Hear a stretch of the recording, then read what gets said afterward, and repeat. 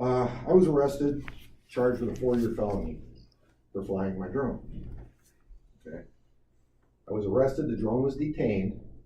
3.5 weeks later, they came back to my house and arrested me, took me to jail, and charged me with a 4-year felony. The law that I was charged with is 750.45A. It consists of 5 paragraphs. Paragraph number 5 is just definitions of the items it talks about. Paragraph number 3 is the penalties for the law. The other 3 paragraphs all exonerate me from any guilt in this law. Yet I was arrested, taken to jail, spent 27 hours in a cell, and then released. Then, after I spent thousands of dollars on a lawyer to explain to Mr. Bison how to read a law, and he agreed he had nothing.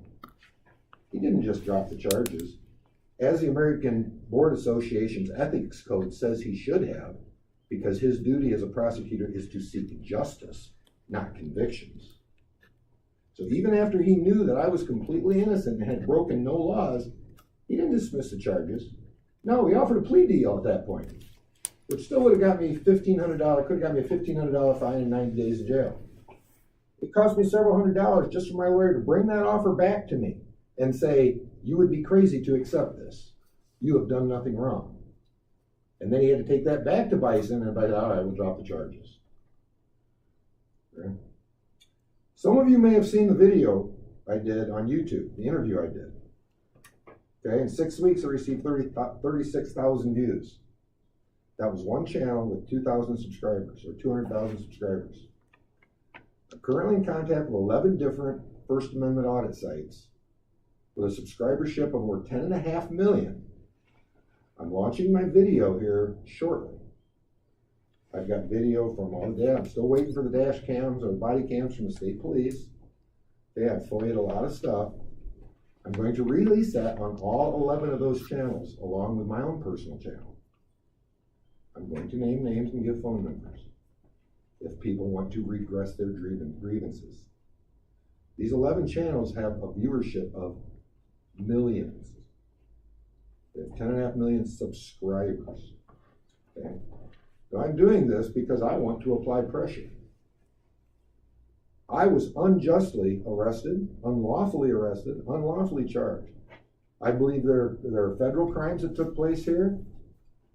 Okay, 18-241 and 242, conspiracy under the color of law to deprive me of my rights. Okay. I also know that there were several civil rights violations that took place during this. Illegal searches, illegal confiscations, turning cameras off. Okay. These are things that happen. Okay. I will be issuing my intent to sue here. I have until the middle of May, it'll be my 180 days. Okay. That you will get that as soon as my lawyer is finished with it. All right. So I just wanted to make you aware of what went on. I'm trying to figure out how this law could have been read and I was still charged. It says right in here in plain language, commercial drone pilots are exempt. I told Officer Greg Ware multiple times on video that I was a FAA licensed commercial pilot. He conveniently left all of that out of his police report. Didn't mention a thing about me being a licensed pilot. Okay. For that reason alone, he should lose all qualified immunity, and the county should not have to pay for his intentional slapping me around. They had no justification to arrest me. They had no law to arrest me for. If you read this, any 7th grader could see that no crime was broken. The very first paragraph says, no ill intent, no crime. It's basically what it reads. I'm a photographer. I was taking pictures and video of what at that time was pretty much an empty dirt lot. No work going on, and one worker in the lot, who I talked to before I flew my drone. And when I told him I was going to fly my drone and take pictures, he said, okay. I have that on video also. So that's the only purpose here. If you guys would like to see my 4.5-page officer complaint I turned in, I'm sure Sheriff Mass would be happy to provide that to you. Okay? You may want to take a look at this law and see how simple it is and see how ridiculous it was that I was charged, hauled off to jail, and had to spend thousands of dollars on a lawyer. Dean Greenblatt is my lawyer.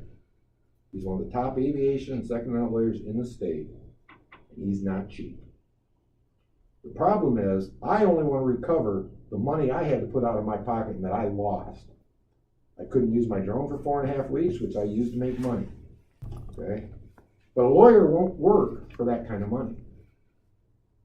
That means punitive damages have to be added in order to pay the lawyer to take the case. So the lawsuit's not going to be for the little bit of money that it cost me, unjustly cost me, when I was unlawfully arrested, okay? It's going to have to be a lot bigger so that I can have a lawyer and pay.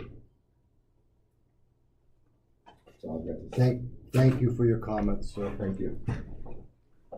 Are there any other public comments at this time? Welcome. Thank you. My name is Linda East. I live in Mears. My mother lives at the medical care, and that's what I wanted to talk about. I've been attending the meetings for the DHS and medical care, and one of the things that have been discussed apparently for over a year is specifically the HVAC system at the medical care, which apparently is a current state-of-the-art HVAC system, but is not being controlled appropriately. We do activities in the garden center where it's 78 degrees. My mother lives in the AU where we visit very frequently, and the residents are wearing coats. They're using warm blankets. Some of them are sleeping in their coats. I said, and I addressed this at the board on Monday, I said, if I choose to wear my coat at home because I choose to have the temperature turned down, that's my choice. This is a place where this is their home. They don't have a choice on how warm or cold it is. They should be comfortable. It is their home. This is not apparently being addressed. At the last meeting last month, they said they were going to have the head of maintenance come in. This month he was not there, nowhere to be seen. And there was nothing addressed at that meeting when I brought this up. No comments at all. So I need this board to be aware that this is action that needs to be taken. Thank you. Thank you. Mr. Erickson is the County Board of Commissioners represented at the medical care facility. Mr. Erickson, would you take this information back that it was expressed to us? Yes, can I expound just a little bit then? Why don't we wait until Commissioner's comments? Very good, thank you. Okay. Are there any other public comments at this time? Hearing none. Mr. Erickson, medical care facility ballot language. Mr. Walker, I make motion 2024-37 to adopt resolution 24-05 approving the ballot language proposition for the August election for the provision of an operating millage for the Oceana County Medical Care Facility.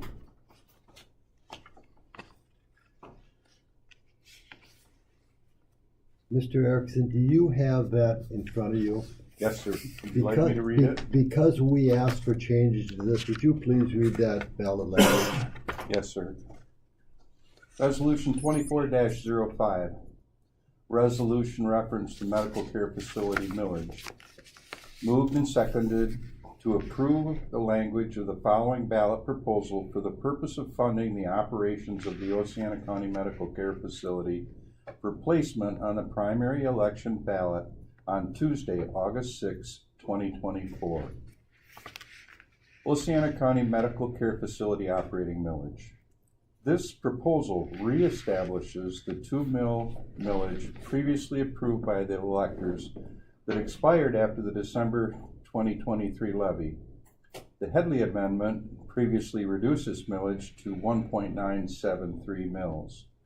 This ballot proposal renews the previous 1.973 mils and authorizes a new additional millage of 0.027 to restore the mills that were rolled back by the Headley Amendment.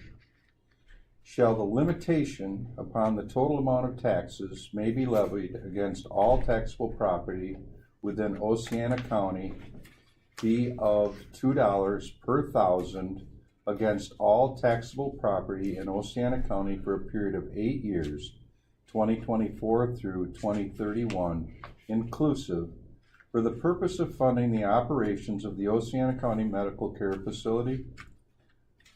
Revenue from this millage will be dispersed to Oceana County. If approved and levied in its entirety, this millage would raise an estimated $2,962,230 in the first calendar year of the levy. Yes or no? Thank you, Mr. Erickson. I'll second that. Moved by Mr. Erickson, second by Mr. Morris. Is there any questions or discussion as submitted? Roll call vote, please. Mr. Erickson, Yes. Mr. Morris, Yes. Mr. Beggs, Yes. Mr. Hardy, Yes. Mr. Walker. Yes, thank you. Mr. Morris, Oceana County Master Plan. Chairman Walker, I make a motion to approve resolution 24-06 to adopt the 2024 Oceana County Master Plan and allow for distribution to the notice group with one modification, and that's on page 15. That Rothbury, the boundaries of Rothbury, the village of Rothbury, be modified to fit their actual boundaries. Do we have a support? I'll support Hardy. Discussion? Mr. Morris, there was more than one change. There was. There were several changes that I handed him, and then the changes were about the boundaries for the village of Rothbury. Okay, so I'll modify my language to say, including, or to make some changes based on the feedback from Chairman Walker provided to Windsor Day. Mr. Hardy, pertaining to the village of Rothbury. Mr. Hardy, is that Yeah, that, acceptable with you? yeah. Okay. Thank you, Mr. Morris. Any other discussion? Roll call vote, please. Mr. Morris, Yes. Mr. Hardy, Yes. Mr. Erickson, Yes. Mr. Beggs, Yes. Mr. Walker. Yes, thank you, Mr. Morris. Mr. Beggs, Oceana County Hazardous Mitigation Plan. I'd like to make motion 2024-39 to approve resolution 2407 to adopt the 2024 Oceana County Hazard Mitigation Plan with edits to be made to correct boundary maps of the village of Rothbury and correct the list of emergency responders. Thank you. Yes, do we have a support? Support. Support. Moved by Mr. Beggs, supported by Mr. Erickson. Any discussion?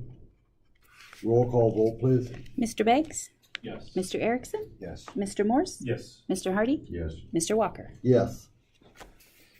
Mr. Hardy, Airport Courtesy Car. Mr. Walker, motion 2024-40 to allow for the disposal of a 2013 Ford VIN number 1FAHP 2M86BG113447 and transfer to the Oceana County Airport Association for $1 for the purpose of a courtesy car. Thank you, Mr. Hardy. Do we have a support? I'll support. Thank you, Mr. Beggs. Moved by Mr. Hardy, supported by Mr. Beggs. Any discussion? Roll call vote, please. Mr. Hardy, Yes. Mr. Beggs, Yes. Mr. Erickson, Yes. Mr. Morris, Yes. Mr. Walker. Yes, thank you. Mr. Beggs, MMRMA Wrap Grant Body Scanner. We have, Oh, Mr. Erickson. I'm sorry, Mr. Erickson. Election of interim elderly Shelby Township Commons Park Grant Adjustment. Thank you. Yes, sir. Thank you very much. Chairman Walker, I make motion 2024-41 to adopt budget amendment 04-2024 totaling $1,159,189 to adjust lines in the election, interim elderly, and Shelby Township Community Park budgets. Thank you, Mr. Erickson. Do we have support? I'll support Hardy. Moved by Mr. Erickson, support by Mr. Hardy. Any discussion? Roll call vote, please. Mr. Erickson? Yes. Mr. Hardy? Yes. Mr. Beggs? Yes. Mr. Morse? Yes. Mr. Walker? Yes, thank you. Now, Mr. Beggs, MMRMA wrap grant / body scanner. I'd like to make motion 2024-42 to allow the submission of the application for a RAP grant through the Michigan Municipal Risk Management Authority for $50,000 toward the purchase of a full body scanner for the jail and the remaining $92,500 to be paid from the jail commissary fund. Do we wanna, I'm sorry, do we wanna Go ahead. add, as far as the maintenance Oh, goes yes. for the opioid settlement? In addition, was that the 5-year? For 3 additional years for $26,500, I believe. Do you have it in front of you?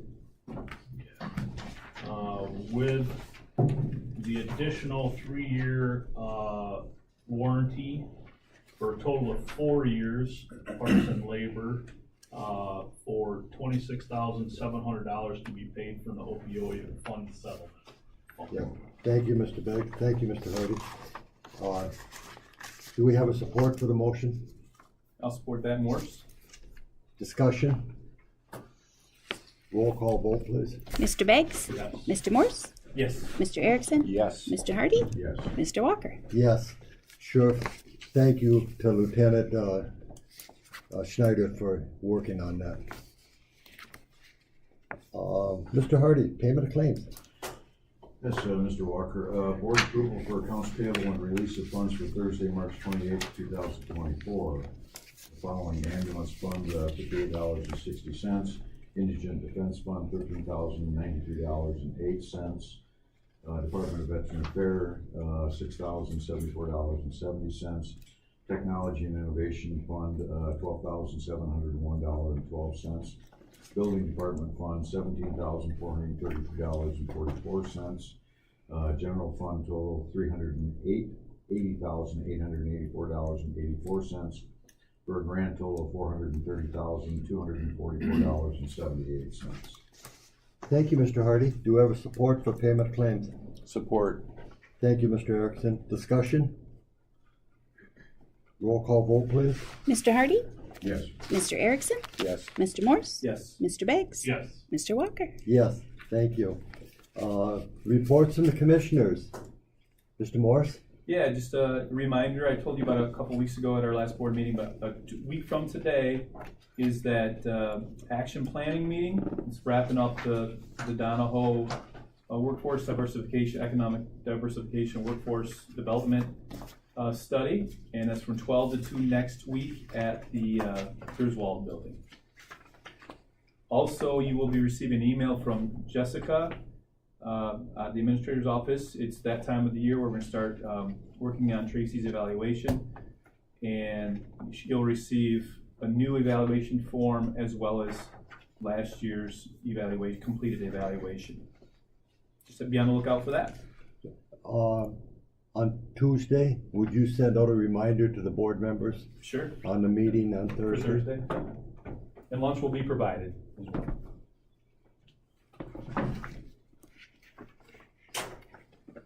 Anything else, Mr. Morse? No, I'm good. Thank you. Thank you.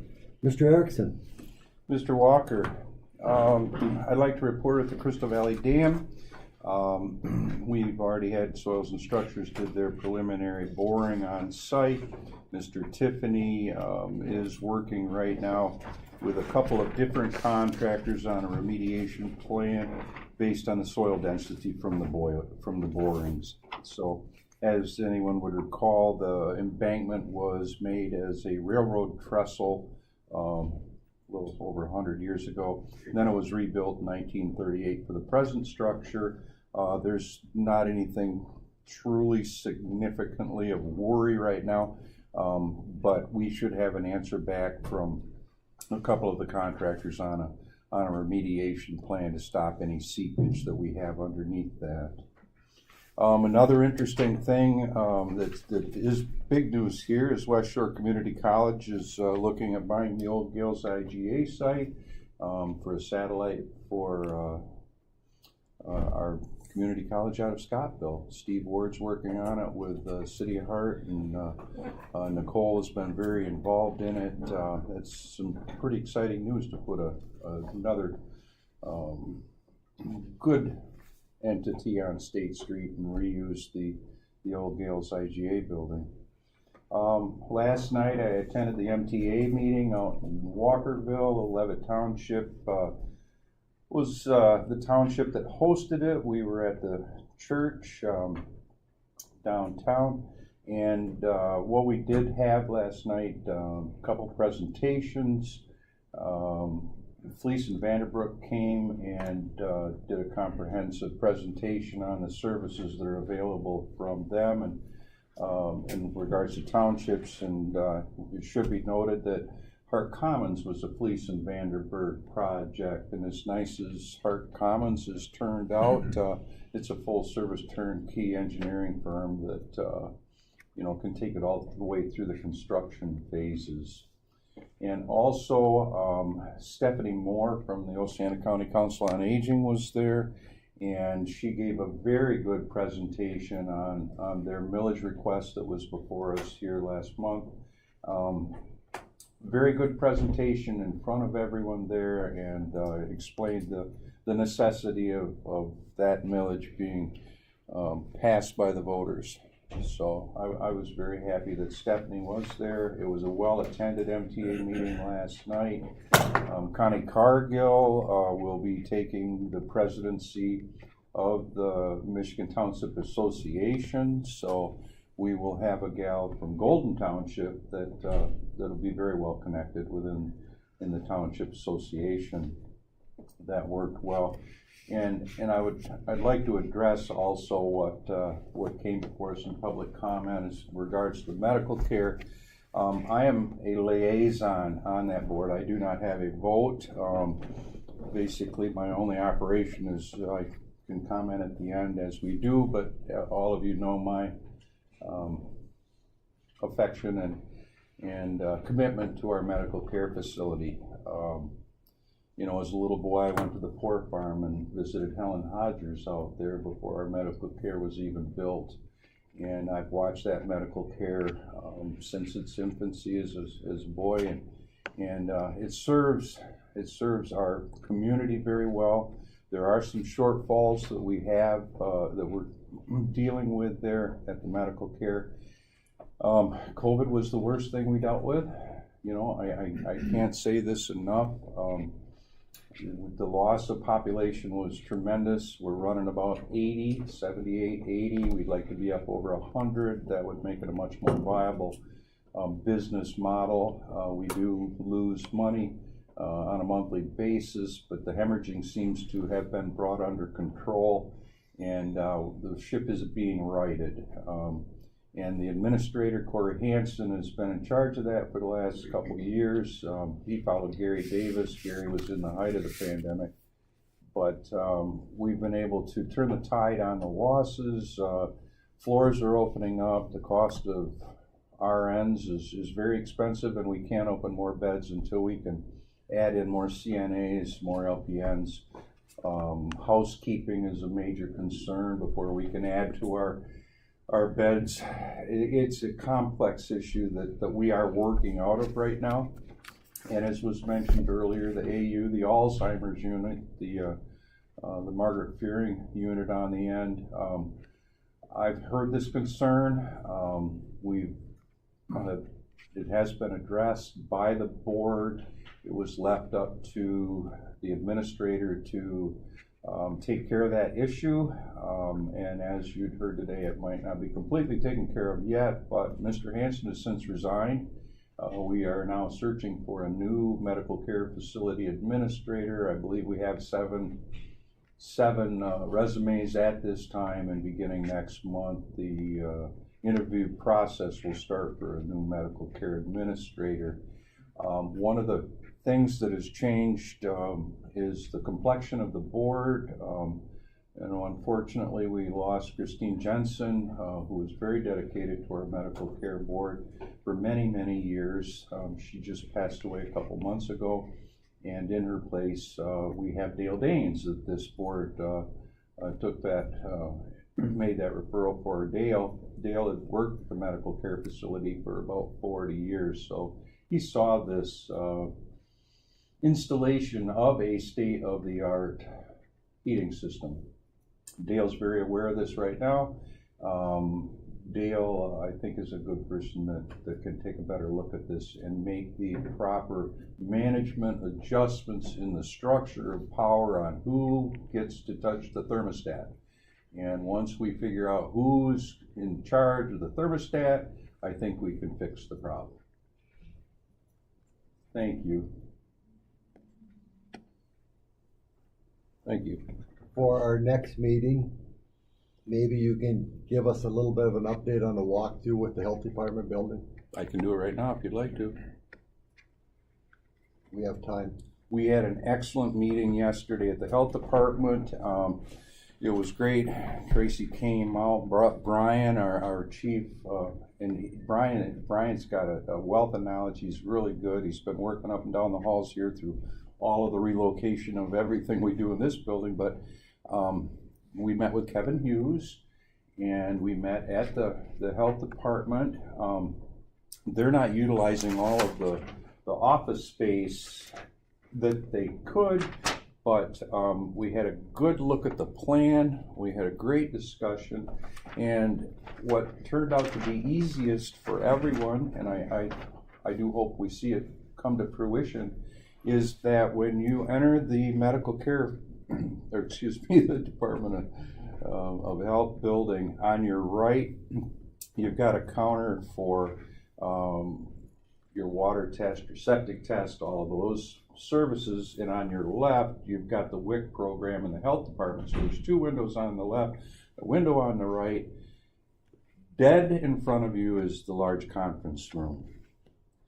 And that large conference room does not get utilized as perhaps it should, because we also have a small conference room in that building, and we also have the large meeting room that we were in the back. So the end solution looks to be that we install a counter in the lobby that goes into that conference room. There's an entrance door that'll be keyed and coded so our employees can come in and out. But we'll be able to take care of our building permits and our health permits, one-stop shop, all in the front, right there. And the 4 people we displace and they leave the Griswold building and go up there would all have cubicle office space, a desk that they can work. That's be Randy Newman and Randy Miller and Sonny Smith. You know, those people would come in and be able to work out of that office. It seems to fit very well. The door coding lock system fits very well. The employee parking fits very well. One of the big concerns when we got done with the discussion was in front of the health department building, we do not have any ADA access parking. So that's another thing we've got to look at a little bit more, is when they come up to the front foyer, it's a circle drive and there's nowhere to really leave your vehicle, and if you're the guy in the wheelchair that's getting out of your car, there's nowhere to park in front. So there's a challenge or two for a little bit more traffic in the building, but Kevin Hughes was very well satisfied with that. Everyone that works within the building seemed to be very well satisfied with that. At this point, it doesn't displace anyone. No one in the health department really has to get up and move anything today to make this happen. And you know, basically, other than a communication trunk that has to come from the northwest corner to this conference room, all we got to do is cut a hole in the wall. Was anybody from the building inspector's office There, then, no. They were there. Probably the next step is to walk through, Tracy, with Randy or whoever wants to go up there, you know, from his office, and then see what they say about the plan, and then after if they have a positive on it, we'll bring it back to the board to see how we're going to move forward. I ran it past Carl Wiegand yesterday, and Carl permitted that building all the way through, and he thought that was a very good idea to have this one-stop shopping when you're going in for permits. And it actually, when it's done, that window, if it were to be done like the others, it would look like it was architecturally designed for this function right off the bat. Is the plan to have cubicles in there in the conference room, or are you gonna have walls? Cubicles at this point in time, there's one employee in there 40 hours a week. And then the others are maybe 6 or 8 hours per week that they come in and. Well, let's get a buy-in from the building department. Mm-hmm. You know, a walkthrough and a buy-in from the building department. Maybe Brian can be there with Randy, just, you know, the two of you. And, let's get a buy-in and bring it back, and let's get a, move forward, you know, on, if we get it, on making it make the decision whether we're gonna move forward. Mm-hmm. And also in the midst of that discussion, we did speak of the availability of other office space that as they changed their habits, because they looked at the tremendous amount of space back in that large meeting room, they might be able to condense more, store more, and free up the small conference room, move some filing cabinets. There's Thank you for that, Paul, and thank you, Tracy. thank Tracy. I enjoyed it. I really. Let's take the next step and get the building department involved. And then what? Also got, Brian looking at what the cost of putting a window in there would be Yep. too, so the board has that as well. Yeah, and that's the simple. It's almost made to happen. Mr. Beggs? Just one quick update from the road commission. They reported yesterday, obviously I mentioned their last meeting, the big bond projects going on, Shelby Road upgrade from 64th to Business 31. So there's going to be a lot of great upgrades to our county roads that are improving. They also did report Mr. Timmer, the managing director, had a goal of seal coating 100 miles of local roads, and the report was they couldn't do it because they're caught up. So they got about 65 miles planned for the summer, which is still a pretty good chunk. But their maintenance plan is to seal coat those primary roads every 5 years, and so this year they'll be up to schedule and probably even ahead of schedule a little bit. So that all sounds good. Obviously, there's roads here or there that anybody can complain about, but after this summer, I think we're going to see a significant improvement in the kind of major throughways through the county to give us some continuous good routes. So that's good. Wimser-Dick meeting on Monday, we discussed a lot of the things that Stefan's been working on, so thank you for your time this morning and the great many hours represented in the details of those plans, and the planning commission and Mr. Maloney as well. So kind of business as usual there. That's all I have. Thank you, Mr. Beggs. Mr. Hardy? And I was just gonna comment on what Paul already did as far as the old Gales building and West Shore Community College. I think that's something that is going to be a great benefit if we can get it put together. And I was not able to attend the last 911 meeting, and we were both out of town, so I have nothing to report on that. That's all I have. Thank you. Just two things for me. The land bank met last week, and we approved the grant application to the state land bank for the partial demolition at, it'll always be Kurgel Iron to me, but they call it Barber Steel or Valley City, but we approved that. Now I want to tell you that is a reimbursement grant where the county needs to front the money and then we get reimbursed. The 21st of August, we will know whether that grant has been approved, and then it will, the bids have to go out, so it'd probably be October or November before the work actually starts. And I had a discussion with, the county administrator on if we have a lot of reimbursement grants that are out there at this time, and there's a small one from the Economic Development Group. Yeah, it's the, workforce development. Workforce development. There's a small one, but the rest of them for, Marshfield Dam is an upfront pay, so we don't have it. And I talked with the treasurer to see if the county has the money to pay this upfront. Right now it's the estimates are $750,000. And she said that the only thing she needs to know is, when the bills are gonna be submitted. And Fishbeck is the engineering firm who's handling all of this. And she says she needs to know in advance so she doesn't get into any long-term high yield. She said the money, we can make it work, but we have to go to it. But, the acceptance of the grant will come back to this board before we actually start. So, but it's moving forward. The other thing that I had was I signed an extension that came in 2 days before it had to be back to the Michigan Department of Education. I signed an extension with Life EMS to use the Griswold Street building as an educational facility that's accepted by the Michigan Department of Education. And normally I wouldn't sign something like that, but when they come over to my house and say, I've gotta have this, we're driving it down to Lansing because it has to be down there or it's gonna expire, and I just said, shame on you, and he laughed, but I did sign that extension. I didn't think there'd be any, it's good for the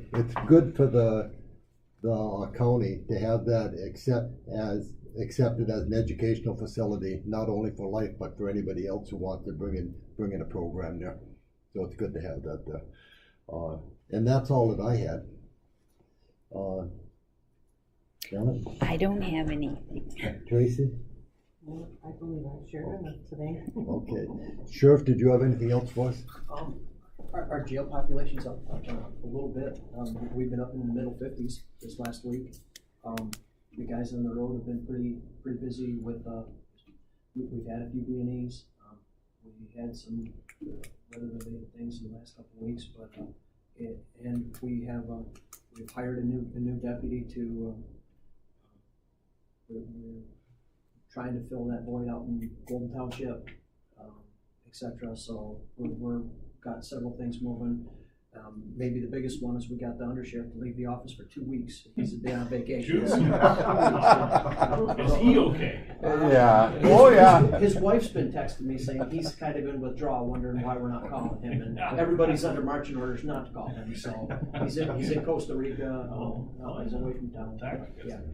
We just gave his car away, so. That's probably, he's not on the beach then, he's working. He was part of it, but he is on the beach as well. Okay, all right, good. Yeah. How, are we done getting all our cars yet, or? Done, it's kind of a process. So right now we're good with cars. So we're turned over. We've got new cars ordered. We've got other cars ordered to replace old cars that are in the process. Yep. So I don't know that done is ever A word, but. an action that we're going to be involved in. Do you mean the enterprise rotation is fully implemented? Is that what you're saying? Yes. Yep. So we are in the process with Enterprise with all of our vehicles. We've sent everything back with this one, and. The top, Yeah, K9 Tahoe there's is an old still, Tahoe that's counties, but when most of the fleet is Enterprise. That's. Okay, Thank you, Sheriff. anytime. Are there any other public comments? Can I add for just 1 second? Oh, we go. I'm Nancy Klepper, Golden Township, Silver Lake. The medical care facility is hosting an art walk on Monday morning. They've had art donated to the Alzheimer's side.